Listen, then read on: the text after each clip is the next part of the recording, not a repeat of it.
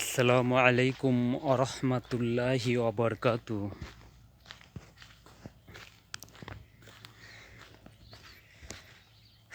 প্রিয় ভাই বোনেরা, আশা করি মহান রাব্বুল আলামিনের অশেষ মেহেরবানিতে আপনারা সকলে ভালো আছেন। আজকে পবিত্র জুম্মার দিন, এইমাত্র নামাজ পড়ে কর্মস্থলে যাচ্ছি। নামাজের জন্য কিছু সময় বিরতি পাইছিলাম, এই ফাঁকে পবিত্র জুম্মার নামাজটা আদায় করে নিলাম। আল্লাহ পাকের কাছে লাখো কোটি শুকরিয়া, তিনি জুম্মার নামাজ জামাতের সঙ্গে পড়ার যে সৌভাগ্য, যে তৌফিক দিয়েছেন, এই জন্য তার কাছে লাখো কোটি শুকরিয়া।